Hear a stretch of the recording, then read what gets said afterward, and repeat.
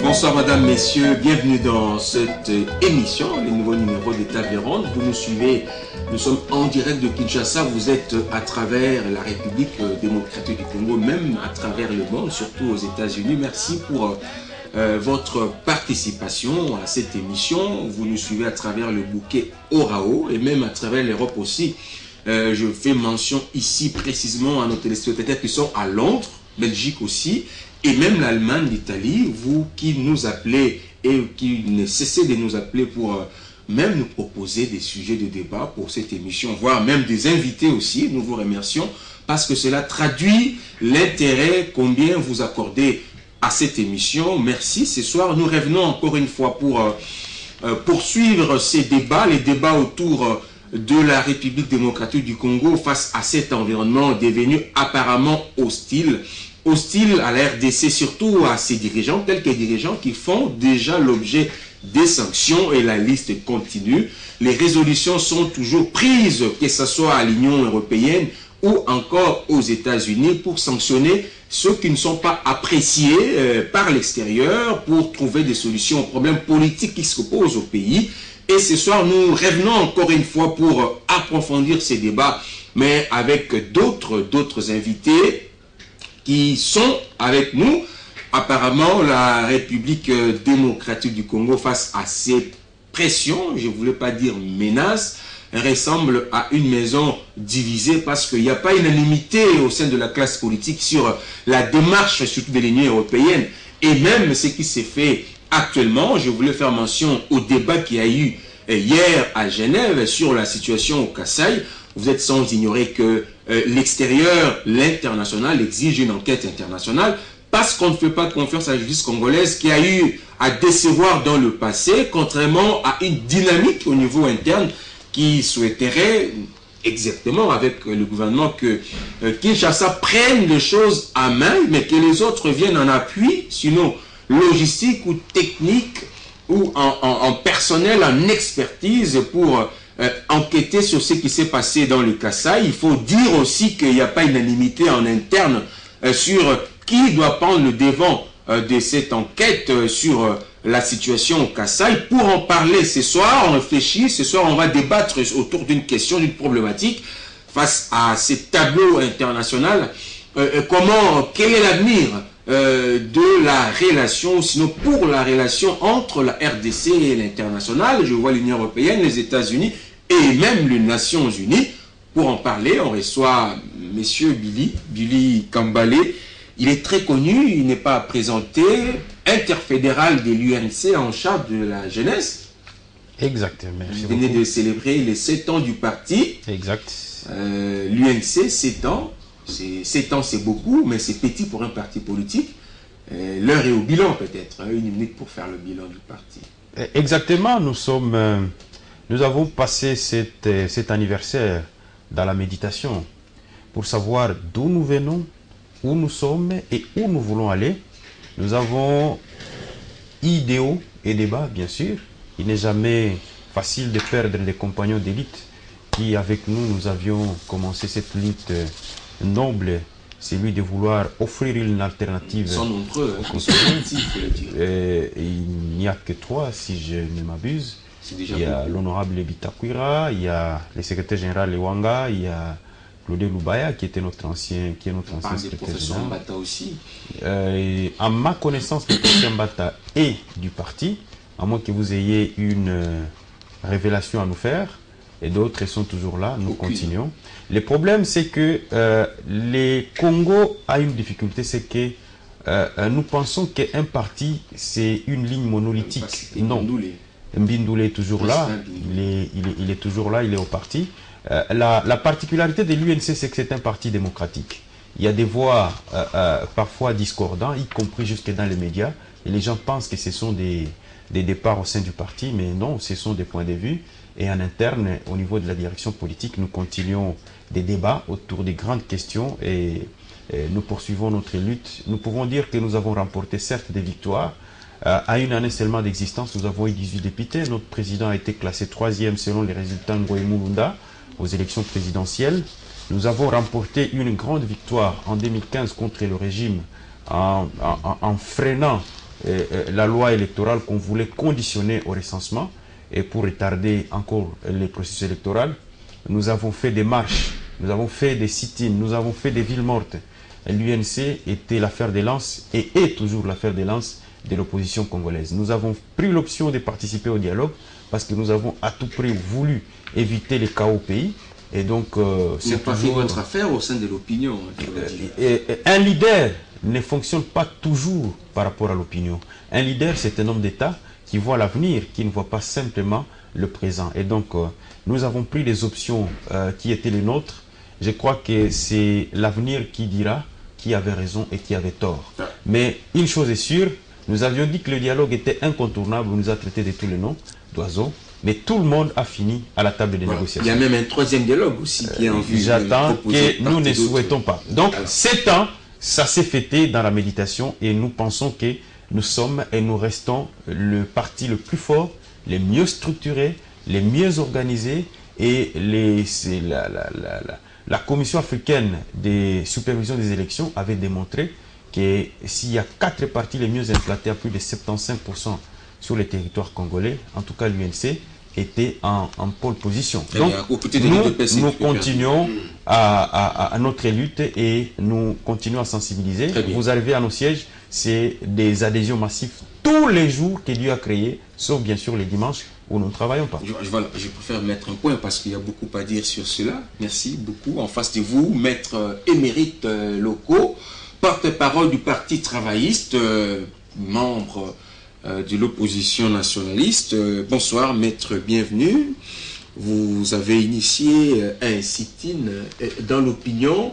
C'est un rassemblement de kabylistes qui était dans la rue devant l'Union européenne pour dire non aux ingérences. Merci beaucoup, John, et bonsoir à vous, à M. Billy, ainsi qu'à tous ceux qui nous suivent. Je suis très très flatté d'être votre invité ce soir parce que c'est une occasion pour nous, une deuxième fois, évidemment, pour que nous puissions de temps en temps éclairer un peu l'opinion publique et nationale. Mais bon, parlant de notre sit-in, je pense que ce n'est pas une première. Ceux qui ne connaissent pas Steve Mbikaï et son combat peuvent s'étonner, mais ce n'est pas une grande première. Nous sommes nationalistes et nous pensons qu'il y a certains principes qui ne doivent pas être attaqués, notamment la non-ingérence, mais aussi le respect mutuel des États. C'est aussi rappeler que nous sommes constants. À l'époque, vous vous souviendrez que Nicolas Sarkozy, qui était le chef de l'État français, avait proposé, et je ne sais pas comment, que nous puissions exploiter nos richesses du Kivu avec le Rwanda voisin. Bon nombre de Congolais s'étaient tus, mais cet enfant du peuple, ce Congolais, Steve Mbikaï, s'est élevé avec son parti politique, le Parti travailliste, pour dire non à cela. Vous avez vu que le jour où Sarkozy a foulé le sol congolais, nous avons marché pour lui dire que, messieurs, là c'était un déraisonnement et on ne peut pas partager les richesses du Congo avec le Rwanda voisin. Donc le samedi passé, nous sommes allés encore rappeler à l'Union européenne que nous sommes un État souverain, indépendant, et que partant, nous avons droit à un même traitement avec les autres. C'est là que signe que la RDC, avec la ratification de certains traités internationaux, a cédé déjà une partie de sa souveraineté aussi, et cela laisse la voie libre à l'Union européenne et d'autres structures internationales de parler du problème du Congo. Est-ce que c'est aussi de l'ingérence, comme le pense aujourd'hui le nationaliste regroupé au sein de l'opposition nationaliste? Bon, moi je crois qu'il y a à boire et à manger dans ces sujets, mais je crois que les grands principes doivent être énoncés. D'abord, lorsque vous êtes membre du concert des nations, vous êtes membre des Nations Unies, ça veut dire que vous avez accepté d'appartenir à une communauté internationale. Et aujourd'hui, le droit a évolué. Ce n'est plus simplement le droit qui se limite au niveau des pays, mais le droit est maintenant international. Ça veut dire que les pays sont sujets du droit international. Il y a aujourd'hui même le droit d'ingérence humanitaire au niveau des Nations Unies. Donc nous devons faire très attention lorsque nous voulons aborder ces questions et nous devons éclairer l'opinion, pas la dérouter. Aujourd'hui, ceux qui ont marché pour réclamer la souveraineté du pays, je ne voudrais pas juger leur attitude, mais j'ai dit que dans le monde aujourd'hui, lorsque vous votez votre propre budget et vous voulez que 40% de vos recettes viennent de l'étranger, mais qu'est-ce que vous voulez?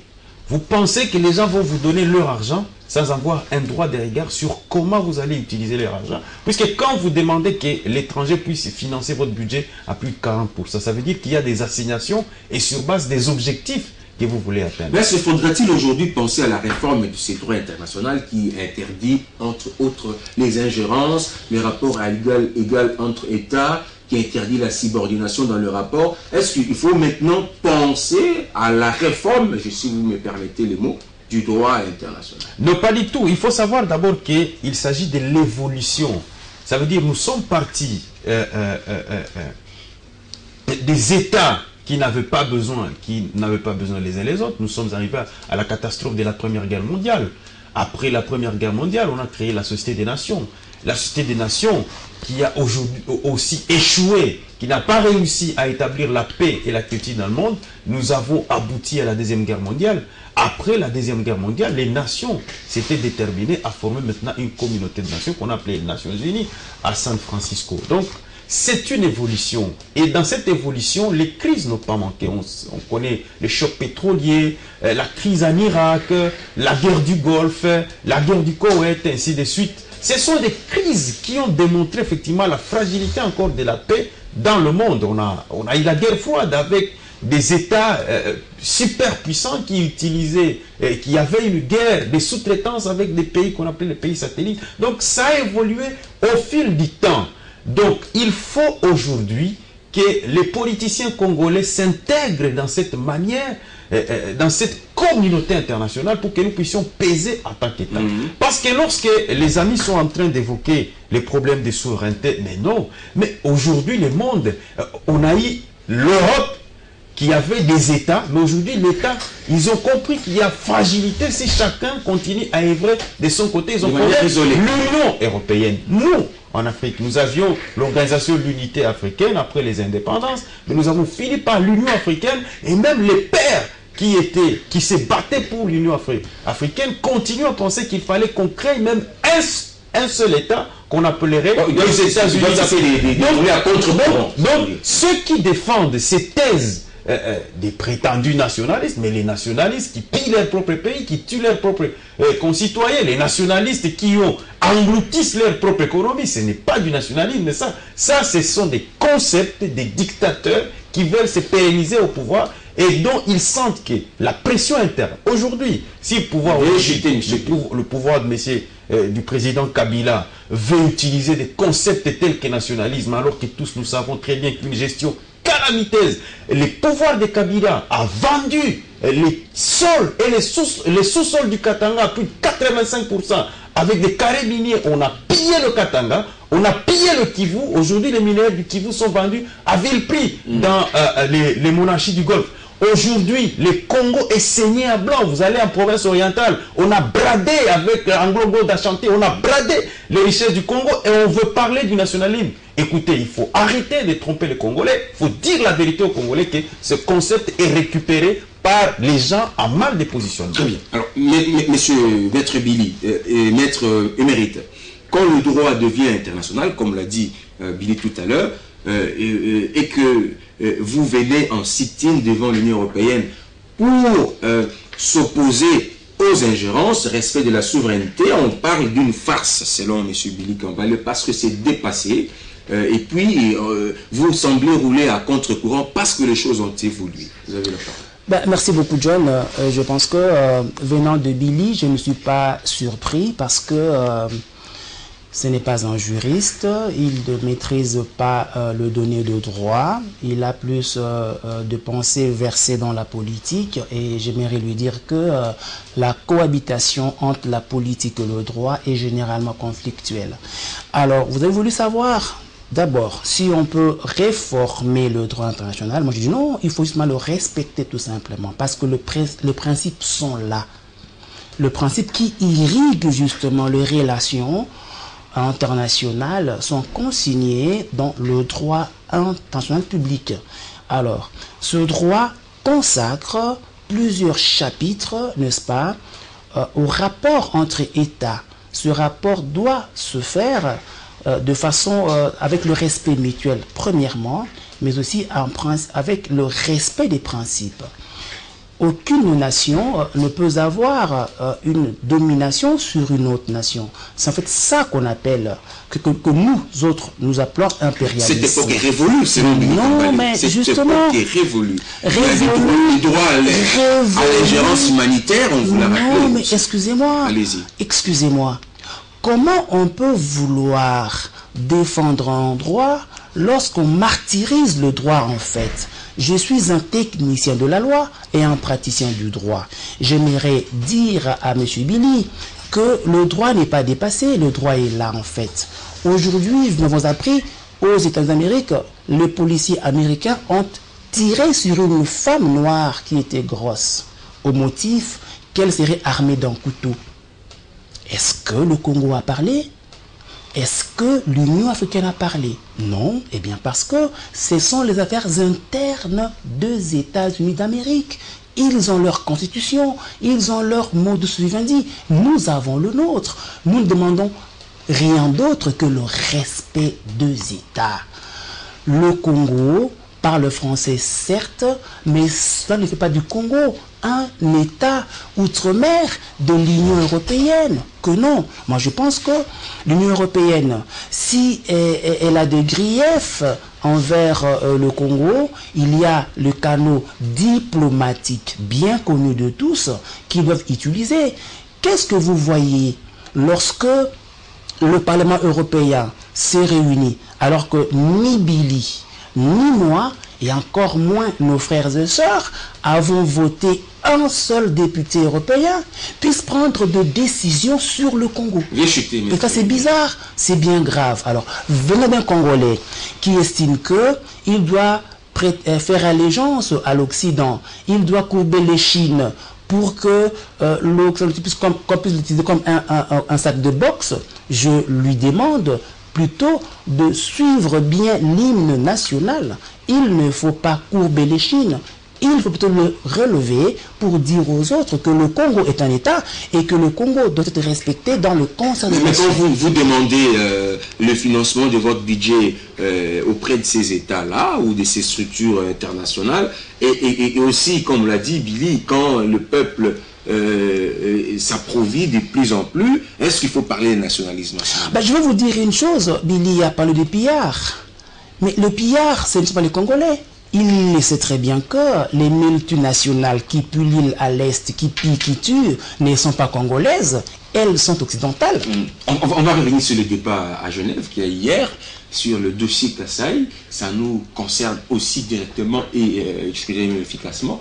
Les débats sur celui qui doit piloter cette enquête sur le dossier Kassaï. Il y a un courant qui soutient une enquête internationale et il y a une autre qui estime qu'on doit laisser au pays la compétence de piloter cette enquête sur les tueries dans le Kassaï. Qu'en dites-vous? Oui, John, je voudrais répondre à votre question, mais laissez-moi quand même clarifier une situation. Mon frère, je suis spécialiste des questions internationales, j'ai un diplôme de licence en relations internationales. Quand je te parle de l'évolution des sociétés, en partant de Westphalie, en passant par la Société des Nations, jusqu'à la création en San Francisco de l'Organisation des Nations Unies, je te parle de l'évolution du droit international. Ça, c'est quelque chose à retenir et nous devons être là pour éclairer le public. Je vous avais toujours dit que la différence entre l'Union pour la nation congolaise et d'autres partis politiques, c'est que nous avons apporté la science au cœur du débat politique. Et que quand je me retrouve devant quelqu'un, effectivement, qui parle science, je suis à l'aise. Et j'étais à l'aise qu'il avance des théories telles que des policiers qui tirent sur une femme noire le Congo ne parle pas. Le Congo ne parle pas parce qu'on n'a pas interdit au Congo de parler. Le Congo ne parle pas parce que le Congo n'a pas un leadership. Je voudrais même aborder dans ce sens-là pour te rappeler, sais-tu que la crise israélo-palestinienne est gérée par pratiquement le monde entier? Peux-tu me dire, c'est de quel droit que le monde gère la crise israélo-palestinienne? Je voudrais poser un deuxième problème. Le problème actuel de la Syrie. Le problème de l'organisation de l'État islamique, le Daesh. Comment le monde se mobilise pour Daesh alors que c'est une question qui concerne les Syriens? Mais c'est un problème de sécurité internationale. Aujourd'hui, il y a plusieurs crises au travers le globe. L'Irak, l'Afghanistan. Ce n'est pas simplement des problèmes qui concernent les États, mais c'est un problème où nous sommes dans un monde interconnectionné. Et donc, les problèmes qui frappent le Congo, c'est un problème qui frappe l'Angola, parce que quand il y a crise au Kasaï, ce sont des réfugiés qui vont à masse en Angola. C'est ma question aussi. Est-ce que le Congo a des problèmes qui se posent par rapport à la sécurité internationale? S'il te plaît, je voudrais citer par là, pour lui rappeler que la MONUSCO est dans ce pays, c'est dans le cadre de cette coopération internationale. Nous avons eu la force Artemis, où nous avons directement, les forces françaises sont intervenues en Ituri. Mais on ne peut pas appeler ça de l'ingérence, parce que le Congo en a besoin. Maintenant, nous chutons sur ce qui se passe au Kasaï. Il y a une polémique ridicule. Lorsque la communauté internationale décide, ou les conseils des Nations Unies aux droits de l'homme décident qu'il faut une enquête internationale. Si le Congo n'a rien à cacher, pourquoi empêcher une enquête internationale? Encore que ce n'est pas la première enquête. Vous vous rappellerez de l'enquête du rapport Kassem à l'époque sur le pillage des ressources naturelles du Congo, où à l'époque le président Kabila avait pris la décision de révoquer de son gouvernement les personnes qui étaient citées dans ce rapport, notamment les Kantumba Mwanke et les autres. Ce n'est pas la première fois. Vous vous rappellerez aussi du récent rapport des experts des Nations Unies sur les M23, où on a vu le général Amissi Tangofor être suspendu de l'armée. Ce n'est pas la première fois que les enquêteurs internationaux... Vous soutenez une enquête internationale. C'est-à-dire, le problème ici, c'est qu'il y a récupération malsaine de la question par les politiciens qui sont en mal de positionnement, qui veulent faire parler d'eux, alors que la question est essentielle. Il y a des populations qui sont en train de souffrir, plus de 3000 morts dans le Kasaï. Jusqu'à aujourd'hui, les responsabilités ne sont pas établies. Je voudrais parler de ce qui vient de passer aujourd'hui à Béni. Et c'est horrible. Ce sont des choses que nous ne pouvons jamais accepter. Et ça se passe à nos yeux. Et notre justice est incapable de résoudre des questionnements. Mamadou Ndala a été tué, Baouma a été tué, des généraux comme Bouzamambe ont été tués. Jusqu'à aujourd'hui, on n'a jamais eu les résultats de ces enquêtes-là. Nous voulons cette fois-ci que la lumière soit faite, et je demande à la communauté internationale qu'elle évite aussi les deux poids deux mesures. Pourquoi cet acharnement sur les Kasaï alors que Béni, des massacres à grande échelle se sont passés, mais personne. J'ai comme l'impression aussi que la communauté internationale considère que parce qu'un Américain, et Zaïda Catalan et son compagnon ont été lâchement assassiné, que ça soulève émoi et consternation dans la communauté internationale, alors qu'il y a des milliers de Congolais qui ont péri dans ces drames. Moi j'ai dit qu'il faut aussi considérer que ce sont, et donc moi je soutiens l'enquête internationale indépendante pour que nous puissions savoir qui sont les tireurs des ficelles. À partir du moment où il y a des autorités du pays citées dans ce massacre, je crois que l'État congolais ne peut pas devenir juge et parti. Maître Mérite, est-ce que la polémique est ridicule, comme vient de le dire tout à l'heure Billy Kambale, dans ces débats entre qui doit piloter l'enquête pour les Kasaï? Qu'est-ce que vous soutenez finalement? L'enquête internationale, ou on doit laisser à l'RDC le plein pouvoir de prendre l'initiative de piloter l'enquête? Bon, je commence à avoir peur qu'un jour l'UNC prenne le pouvoir en RDC, parce que le pays perdra tout ce qui fait sa beauté et sa grandeur aujourd'hui. Parce que ce que je viens d'entendre est très monstrueux et très délicat en même temps. Parce que venant de l'UNC, bon, je ne sais pas si vous parlez vraiment au nom de l'UNC, parce qu'apparemment il y a un déphasage entre vos dires et celui de votre parti. Vous êtes du gouvernement, vous avez un député, mais j'ai même appris que vous avez des problèmes là, parce que vous parlez un peu trop en déphasage, votre parti, parce que vous avez été chassé du parti et que même ne voulant pas revenir à la raison, un ministre, vous aurez un fait de coup pour que vous puissiez quitter le parti. Bon, je n'aimerais pas que... Non, c'est juste que je commence à me dire, est-ce que Billy est en train vraiment de donner la position de son parti? Si c'est son parti qui le lui dit, je dis que le jour où l'UNC prendra le règne du pouvoir au Congo, eh bien le Congo cessera d'être un État. Bon, si c'est pas la c'est lui-même qui dit ça, je me dis, je comprends qu'il y a eu des sources sûres, hein, j'aurais appris en fait. Il faut est-ce que vous soutenez finalement? Vous l'avez suivi, il a aligné des arguments. Je vais y revenir. Dans le passé.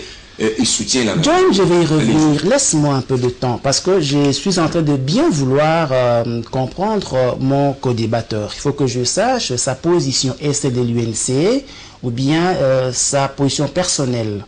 Parce que l'UNC étant membre du gouvernement, l'UNC étant l'un des partis qui nous a rejoints au dialogue, parce qu'on se le dise, hein, tout le monde le sait, que celui qui a donné le plan de sortie des crises, qu'on aille à un dialogue et une transition pour qu'il n'y ait pas de Congolais qui puissent mourir, c'est Steve Mbikaï. Et nous avons été rejoints par l'UNC. Mais qu'aujourd'hui, je puisse entendre pareille monstruosité, mon Dieu, je suis vraiment perdu. Mais je crois que, ou je prierais que ces rumeurs ne soient pas vraies. Sinon, en tout cas, c'est pas intéressant. Alors, revenons-en au fait. Je vous ai dit ici que le droit est à la fois dynamique mais aussi statique. Parce que sur le droit, la loi doit commencer à bouger à tout moment. Ça crée ce que nous, techniciens, appelons l'insécurité juridique. Parce que la loi a ses principes d'existence, tout comme un être humain. Donc, c'est à raison que je disais... Et le fait que vous soyez diplômé en sciences internationales ne vous donne pas le droit de comprendre ma science. D'accord? Mais qu'est-ce que vous Alors, je voudrais dire ceci. Parlons de l'affaire du Kasaï. Oui, je vais en venir. Entre enquête internationale et Kinshasa qui doit piloter, qu'est-ce que vous soutenez? Je voulais dire à Billy, il comprend très bien que tout ce qu'il a dit est arrangé dans l'ordre justement de tout ce qui n'est pas scientifique.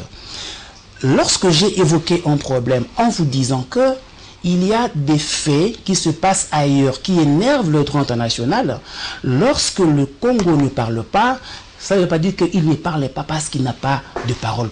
Non, non, non, non. Il ne faut pas confondre l'Union européenne de Nations Unies. Si l'Union européenne estime qu'il y a de griefs retenus contre le Congo, Billy, l'Union européenne doit s'adresser aux Nations Unies. C'est là que le Congo peut perdre une partie de sa souveraineté. Le Congo ne peut pas perdre une portion, même 1/1000 de sa souveraineté vis-à-vis de l'Union européenne qui est une organisation sous-régionale. Il va vous répondre. Il vous reste 30 secondes. On pense que le Grand Lac peuvent s'ingérer dans les affaires de l'Union européenne. Par exemple, le cas de Sarkozy. Nous savons tous que le cas libyen est évident. Personne au Grand Lac n'a pu s'en prendre à Sarkozy. On peut aller saisir l'Union, le concert des nations, c'est-à-dire, dans le cas je parle le Conseil des Nations, je vois justement les Nations Unies qui peut, dans le concert de Conseil de sécurité, prendre des résolutions, mais tolérer qu'une organisation sous-régionale puisse prendre les décisions sur une nation, ça, je pense que c'est très mauvais. Alors, en ce qui concerne l'enquête, d'accord. En tout cas, l'enquête, j'ai dit également à Billy que, et là, il ne faut pas non plus qu'il puisse se leurrer. Il y aura une enquête internationale, oui, mais pilotée par le Congo. Je ne vois pas comment des experts qui ne connaissent même pas où se trouve Kasaï, où se trouve Béni, sauf sur des cartes, viendraient apporter en plus. S'ils doivent venir en appui technique au Congo, c'est bon. Mais s'ils doivent venir et que le Congo se taise, croise les bras pour que eux puissent enquêter, je me dis que leur enquête sera biaisée. Très bien. Très bien. Monsieur Billy, j'ai une question pour vous, mais je préfère que vous puissiez d'abord réagir avant ma question. À défaut, est-ce qu'une enquête internationale pilotée par le Congo, telle que le soutient Maître Émérite, rencontre un peu ce que vous avez soutenu tout à l'heure en parlant d'une enquête internationale tout court? Est-ce que vous êtes aussi d'accord que cette enquête internationale doit être pilotée par le Congo ou laisser le soin aux Nations Unies de le faire? C'est comme si vous disiez que la MONUSCO arrive ici, mais que ce soit le Congo à la tête de la MONUSCO. Ça n'a pas de sens. Si nous voulons que l'enquête soit indépendante, si nous voulons que l'enquête soit internationale, et pour que l'enquête produise des résultats escomptés, nous devons souffrir qu'effectivement les Nations Unies aient un contrôle entier sur l'enquête. Je voudrais rebondir sur ce que mon frère venait de dire. Bon, il a raconté, je n'ai même pas compris ce qu'il racontait. Billy est exclu de l'UNC, je n'ai même pas compris tout ce qu'il voulait raconter. Mais je voudrais le tranquilliser. Billy est le président interfédéral de l'UNC et communicateur de l'UNC. Ce que j'ai dit ici, je parle au nom de mon parti, je ne parle pas à mon nom propre. Et quand je viens ici, j'exprime les opinions, ce sont les opinions de l'opposition. Donc nous, en étant même dans ce gouvernement, ce n'est pas un cadeau de M. Kabila. C'est un gouvernement où il n'a pas organisé des élections, donc nous n'avons pas fait un alignement derrière M. Kabila. Donc il peut envoyer ces hommes pérorer là où ils sont en train de pérorer comme ils veulent, mais nous resterons toujours aux côtés du peuple congolais qui est en train de souffrir, et nous disons que ce n'est pas un chèque à blanc en étant membre d'un gouvernement, encore que c'est un gouvernement d'union nationale qui n'a rien à voir avec un gouvernement de M. Kabila qui n'a pas réussi à organiser les élections. Ça, c'est un des deux. Quand on dit l'Union européenne n'a pas le droit de sanctionner le Congo, l'Union européenne n'a pas sanctionné le Congo. L'Union européenne n'a pas pris de mesures sur l'espace congolais. Il faut que l'on dise la vérité au peuple. L'Union européenne prend des mesures sur son territoire. Vous parlez de souveraineté, mais l'Union européenne a aussi une souveraineté sur son territoire, d'interdire qui il veut d'accéder à son territoire. Que je sache, les mesures contre Mende et Chadari, ce sont des mesures sur l'espace de l'Union européenne. Ce ne sont pas des mesures qui s'appliquent sur le territoire congolais. Et donc, la problématique de la souveraineté, il ne faut pas voir simplement la souveraineté du Congo. Ce n'est pas le gouvernement congolais qui est sanctionné. C'est des individus dont l'Union européenne estime que compte tenu des valeurs que l'Union européenne prône, notamment les valeurs de démocratie, les valeurs des élections, ces individus qui sont en train de bloquer le processus électoral au niveau du Congo sont en train de toucher indirectement les valeurs que défend l'Union européenne. Et donc l'Union européenne prend des mesures pour dire ces individus, ils ne peuvent pas accéder à l'Union européenne, ne peuvent plus avoir des visas pour arriver à l'Union européenne. Ces individus-là ne peuvent pas, leurs comptes sont gelés au niveau de l'Occident. En tout cas, ce ne sont pas des mesures qui s'appliquent au Congo pour que je vois les gens brandir la souveraineté. Encore que, si nous voulons une franche collaboration avec l'Union européenne, quoi de plus normal que le Premier ministre puisse débarquer les deux ministres sanctionnés? Quoi de plus normal et de plus simple?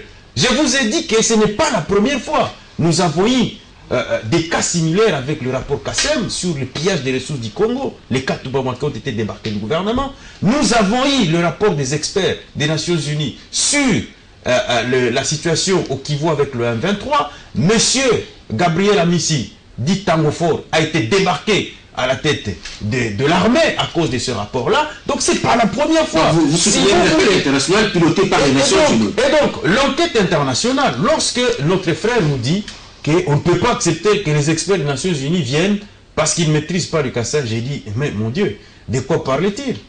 Mais est-ce qu'il sait très bien que le Congo à lui-même, c'est une création de la communauté internationale? Le Congo à lui-même a été décidé de sa création, c'est la conférence de Berlin qui a créé le Congo. Les gens sont venus ici en experts, ils nous ont rassemblés, unis. Les experts sur le Congo existent dans le monde entier qui m'ont fourni des données. Ils ne vont pas travailler en l'air. Vous vous rappelez, mais même les gens dont nous parlons, les experts des Nations Unies qui ont été décapités au niveau du Kassam, mais ils étaient en train de faire un travail. On nous a révélé des écoutes téléphoniques. Mais ces gens étaient en train de faire un travail fouillé. Nous ne savons pas voir le bon côté des choses. Mon cher ami, si tu as encore un peu d'amour pour ces pays, et pour ces peuples qui souffrent, tu devais t'aligner de notre côté pour qu'ensemble nous puissions nous battre. Mais tu dis que le Congo, l'UNC va mettre en danger le Congo. Non. L'UNC justement prône une gestion saine des affaires pour que nous évitions. Vous savez, lorsque vous êtes en train de mal gérer votre pays, vous donnez de la matière à d'autres pays d'intervenir chez vous. Puisque aujourd'hui, je vous ai dit que le Congo est devenu une préoccupation pour la communauté internationale parce que c'est une question de sécurité de la communauté internationale. Nos pays voisins sont directement menacés par l'instabilité au Congo. Vous venez de suivre ce qui s'est passé à Béni. Je suis en train de dire que si nous ne faisons pas très attention, nous risquons d'être plongés dans un plan machiavélique où on veut installer une insécurité généralisée dans le pays et ça va être... Mais quel avantage qu'il y a à laisser les Nations Unies piloter cette enquête? L'avantage qu'il y a, c'est qu'il n'y aura pas d'interférence, c'est que l'enquête, les résultats qui seront produits, encore que il y a une autre matière qu'il faut préciser, quand les enquêteurs internationaux vont venir, ça n'a pas, et c'est pas contraignant, ils vont tout simplement faire une enquête fouinée et les résultats peuvent être exploités par la justice congolaise pour émettre des mandats d'arrêt sur des présumés coupables, comme on l'a fait à l'époque avec des gens qui vendaient des armes aux rebelles et qui étaient suspendus dans la rue. Maître Émérite, est-ce qu'il y a des risques aujourd'hui, contrairement à ce que vous avez dit, quand on laisse les Nations Unies piloter cette enquête, est-ce qu'il y a des risques? Vous avez suivi aussi Billy Kambalé concernant la maîtrise du terrain. Est-ce qu'il a rencontré votre préoccupation? Vous avez la parole. Que non, je suis davantage déçu que je l'étais avant. J'aimerais bien lui dire, il faudrait qu'il puisse se ressourcer davantage avant de dire quoi que ce soit au peuple congolais. Parce que ceux que nous suivent, M. Billy, sont mieux informés que nous. Et il y en a qui sont plus doués que nous autres. Donc ne pensons pas que le fait que nous soyons là, nous sommes plus doués que tout le monde, que non. Alors lorsque nous sommes devant notre caméra comme ça, arrêtons d'être ridicules. Il ne faudrait pas que nous puissions faire voir aux autres que nous ne valons rien. Mais moi je vaux quelque chose. Je voudrais que tu puisses aussi voir quelque chose. Donc je ne comprends pas l'UNC en fait. Si nous devons demander, parce qu'il faut que je revienne un peu à ce qu'il a dit avant, s'il faut que nous demandions des sanctions contre ceux qui bloquent le processus électoral, le parti travailliste du ministre Steve Mbikaï n'a pas de représentant à la CENI, mais l'UNC en a. Or, c'est la CENI qui doit nos élections. Donc, si on doit sanctionner, on doit également sanctionner l'UNC parce que membre de la CENI. Alors, vouloir une chose et son contraire, moi je me perds. Lorsque vous êtes dans une case et vous demandez à ce qu'on puisse la brûler, c'est du suicide, Billy. Donc l'UNC, en mal d'amour peut-être, veut se suicider. Que non, je voudrais aujourd'hui vous amener un message d'espoir. Gardez espoir, gardez la vie. Parce que nous sommes en train de lutter pour que vous puissiez être à l'aise. Il ne faudrait pas que ce qui ne se fait pas ailleurs se fasse chez nous. Nous sommes pour le respect intégral du droit international, nous sommes pour le respect des droits de l'homme. Mais cela doit se faire justement dans le principe. Il ne faudrait pas que ce qu'on accepte au Congo-Brazzaville, on le refuse au Congo, Kinshasa. Ce qu'on accepte au Rwanda ou encore aux États-Unis d'Amérique, on puisse le priver au Congo. Donc, n'acceptez jamais d'être... de jouer, d'être piloté par l'Occident. Nous sommes anti de nos valeurs congolaises. Nous sommes congolais. Nous pensons que au Congo, il y a une justice. Il y a un appareil judiciaire. Et moi-même, je suis un opérateur judiciaire. Vous-même, que vous êtes là, quand vous avez un problème, Billy, vous n'allez pas à l'Union européenne, vous venez vers nous. Maître, j'ai un problème, il faut me défendre. Parce que vous faites confiance à l'appareil judiciaire. Si on laissait les Nations Unies piloter cette enquête, parce que vous soutenez que Kinshasa le fasse, mais quel risque il y a qu'on laisse le risque, c'est l'acharnement. L'acharnement. Alors le Congo a aussi un droit de regard sur son sol. Le Congo a un droit de regard sur son peuple. On ne peut pas nous demander de laisser d'autres personnes venir enquêter sur des faits allégués, supputés comme chez nous, sans que nous puissions être là. Mais nous avons des confiances. Certains dignitaires sont cités dans ces dossiers. Mais pourquoi la communauté internationale ne fait pas confiance à notre justice? Et pourquoi elle veut que nous puissions faire confiance à leur justice? Nous avons bien voulu qu'on puisse couper la poire en deux, Billy. Donc il y a moyen d'avoir un appui technique, un appui logistique, un accompagnement, ainsi la lumière sera faite, Billy. Il ne faudrait pas vendre ce pays comme ça. Nous avons des petits-fils, vous avez votre intérêt aujourd'hui. Vous vous dites, bon écoutez, si on peut arriver comme vous voulez bien, chasser le chef de l'État, on prenait les pouvoirs, on mangera. Mais vous voulez le faire en pactisant avec ceux-là même qui jurent matin, midi et soir sur la dislocation de ce pays. Que non, Billy.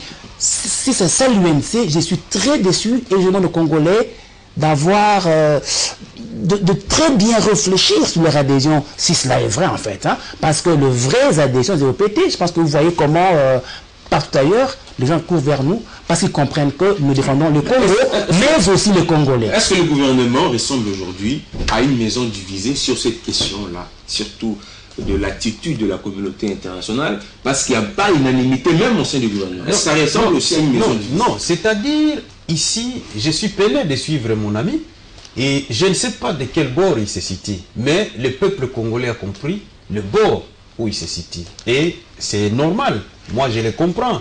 Il défend les Mende, les Chadari, que nous connaissons très bien, que ce sont des éléments moteurs dans le blocage de l'actuel processus. Et si l'Union européenne prend des mesures, pour nous autres, c'est un soulagement. Pour nous autres, c'est comme venir à la rescousse d'un peuple en danger. Vous vous rappelez comment ces gens, avec d'une arrogance et tout, comment ils se comportent? Il n'y a pas d'ingérence. Tu comprends? Et donc, moi je suis en train de faire comprendre mon frère que nous devons rester sur les principes. Autant la RDC veut parler de souveraineté, autant l'Union européenne a sa souveraineté. Les mesures que l'Union européenne prend, ce sont des mesures de l'Union européenne et qui s'appliquent sur les territoires de l'Union européenne. Mais quand l'Union européenne, quand le Parlement européen, par exemple, estime qu'il faudrait pose même des dates butoirs pour les élections, par exemple, et aussi quand le Parlement européen, sur le point de la présidence de la République, peut aussi se permettre de chercher un successeur à la présidence de la République, est-ce qu'il n'y a pas, ça ne choque pas un certain niveau? C'est là que j'ai dit que nous avons un problème de compréhension dans ce pays. Et surtout, nous sommes malades, par exemple, principalement de notre classe politique. Lorsque l'Union européenne parle, il n'y a que des consciences, des inconscients qui peuvent être choqués par ce genre de déclarations. Parce que nous-mêmes, au niveau de la CENCO, nous avons signé des accords. Ce sont des instruments que nous avons fait valoir jusqu'au niveau du Conseil de sécurité. La CENCO, avec Monseigneur Fridolin Ambongo, était partie jusqu'au Conseil de sécurité. Et que je sache, l'Union européenne est membre du Conseil de sécurité. Il y a les pays membres permanents du Conseil de sécurité, notamment la France, qui était là lorsque elle doit passer par les Nations Unies, sinon les Nations Unies ont pris une résolution qui validait pratiquement l'accord que nous avons signé au niveau de la CENCO. Et donc, lorsque les Nations Unies ou les membres des Nations Unies nous rappellent qu'au niveau de la CENCO, vous avez vous-même signé un accord, il faut respecter cet accord, il faut rester dans les prescrits de cet accord. Pourquoi nous devons être choqués? Puisque si nous voulions que cet accord reste strictement entre nous Congolais et que personne n'en fasse partie, on n'aurait pas parti au niveau du Conseil de sécurité pour solliciter qu'une résolution soit prise au niveau du Conseil de sécurité en fait de sécuriser cet accord. On n'aurait pas voulu. Et donc, moi j'ai dit qu'il y a un problème aujourd'hui avec nos amis. Ils sont acculés. Ils savent très bien que vous pouvez durer comme vous voulez, mais tout ce qui a un début doit avoir une fin. Je suis en train de dire, mon frère, quittez un peu votre sentiment, je ne sais pas, maintenant ce sont les Mende que vous défendez, c'est votre droit, mais je dis, mettez-vous à la place de ce peuple qui est en train de souffrir. Le taux d'échange sur les marchés de dollars, nous sommes maintenant à 1500. Il y a aujourd'hui une crise politique mêlée à une crise sociale. Mon cher ami, nous allons et nous courons droit vers la catastrophe. C'est mettre à dos la communauté internationale maintenant, je vous dis, c'est une erreur fatale que nous risquons de regretter. Et je dis encore une fois qu'il n'est pas tard que le Premier ministre puisse tout simplement débarquer M. Chadari et M. Lambert Mende pour montrer la bonne foi du gouvernement de vouloir collaborer avec des institutions internationales. C'est aussi simple que ça. Parce qu'aujourd'hui, avoir des ministres qui sont sous des restrictions comme celles de l'Union européenne, ça veut dire qu'un ministre comme le ministre Mende ou le ministre Chadari ne peut pas sillonner au niveau de l'espace de l'Union européenne, qui est un partenaire de taille et de poids. Je voudrais rappeler à mon ami que le budget qui vient d'être voté au niveau de l'Assemblée nationale, nous demandons à la communauté internationale d'intervenir à hauteur de 40%. Aujourd'hui, le taux de croissance en République démocratique va maintenant, si on n'y prend pas garde, nous allons atteindre les 0%, parce que nous sommes aujourd'hui à 0,6% des taux de croissance. Les indicateurs sont au plus bas, mon frère. Et donc, nous devons faire très attention. Moi, je parle ici en tant que patriote, parce que j'aime mon pays, et je suis en train de voir la catastrophe arriver. Je me demande comment vous êtes devenu insensible aux cris de détresse de la population. Monsieur John, puisque mon ami parle de l'ingérence, mais pourquoi nous ne refusons pas carrément l'argent de la communauté internationale? Puisque nous-mêmes, dans notre propre budget, que nous votons dans notre propre Parlement, nous demandons 40% de cette même communauté internationale. Donc, nous ne devons pas faire... c'est comme si nous sommes en train de vouloir une chose et son contraire. Nous sommes en train de réfuter les mêmes choses que nous-mêmes nous demandons. Est-ce que le nationalisme ne nous amène pas dans un bras de fer avec la communauté internationale? Je voudrais vraiment apaiser Billy, parce que il faudrait, quand on emploie de mots, comprendre réellement ce qu'on veut dire. Nous n'avons pas dit que nous voulons une crise avec l'Union européenne. Nous voulons de rapports basés sur le respect mutuel. C'est-à-dire, le Congo doit être pris au sérieux comme étant un État. Donc, si vous pensez que vous devez peut-être vous accommoder de ce néocolonialisme en vue, parce que vous avez peur de vos maîtres occidentaux, nous, au PT, non. Nous pensons que nous sommes Congolais, et fiers de l'être d'ailleurs, et que le Congo vaut un grand pays, une grande nation. Ça n'aura pas une impact sur la... Nous disons non à l'impérialisme. Nous disons non au néocolonialisme et oui à la coopération. Est-ce que, Billy, l'UNC ne peut pas coopérer avec l'Occident d'égal à égal? C'est impossible que l'UNC puisse, une fois, si par malheur, l'UNC prenait le règne du pouvoir au Congo, est-ce que l'UNC ne pourra pas coopérer avec la France d'égal à égal, d'État en État? Faut-il seulement aller de sous-État à État? C'est ça la différence entre l'UNC et le PT. Parce que Steve Mbikaï, fils du pays, pour lui, il estime qu'il y a moyen de coopérer, mais tout en gardant la dignité de chaque coopérateur. Est-ce que c'est-elle prête à porter ses manteaux, d'être considéré égal à égal avec une autre? Il le faut justement. Il le faut. Il ne faudrait pas penser que seuls nos arrière-petits-fils le feront. Commençons aujourd'hui. Il y a un homme qui a commencé ce combat-là. Et il faut l'emboîter les pas. Il ne faudrait pas qu'on puisse penser que, eh bien, les choses doivent rester dans l'État. Nous sommes disons, un petit État qu'on doit téléguider. Est-ce que c'est à l'Union européenne de dire ce qu'on doit faire ou ce qu'on ne doit pas faire?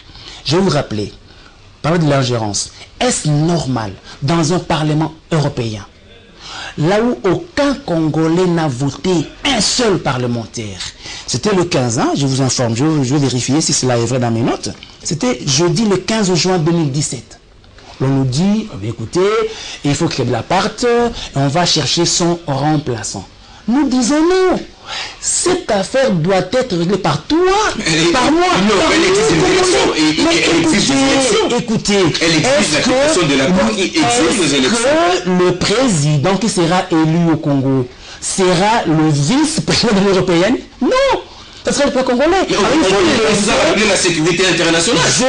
La crise dérange nos voisins, effectivement. La crise, la vraie crise congolaise vient du fait que les multinationales européennes ne veulent pas signer des contrats en bonne et due forme avec l'État congolais, préfèrent créer l'instabilité pour piller chez toi à Béni, pour impunément prendre nos richesses.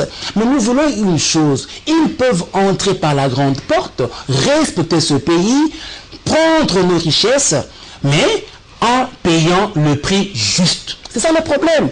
Donc la différence entre l'UNC et le PT, c'est que le PT voudrait avoir deux rapports d'État à État de façon égale avec les autres, comme on le fait avec la Chine, comme on le fait avec le Rwanda, comme avec l'Angola. Donc ne pensez pas que nous sommes un petit État qu'il faut soumettre au dictat de l'Union européenne. Ça, nous disons non. Très bien. Alors, on va prendre la dernière question. Comment prévoyez-vous, c'est valable pour vous deux, l'avenir, comment prévoyez-vous l'avenir pour les relations entre la RDC, je voulais dire l'Union européenne, et même les Nations Unies aussi, pour ne pas dire la communauté interne, dont on en fait partie. J'ai toujours dit que le mal dans le monde politique, c'est l'endoctrinement. Quand vous suivez notre ami, vous sentez que c'est de l'endoctrinement qui lui empêche même de réfléchir.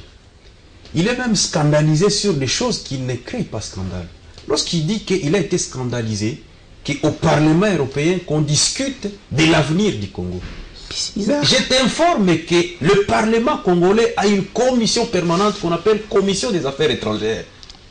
Et dans cette commission des affaires étrangères, nous discutons même sur des probables chefs d'État qui peuvent être là pour les intérêts du Congo. On a connu ici Mobutu. Mais des présidents ont été débarqués par Mobutu ici.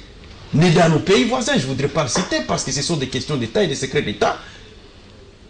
C'est-à-dire quand vous avez une force et votre capacité de la faire valoir, c'est de vous battre pour vos intérêts.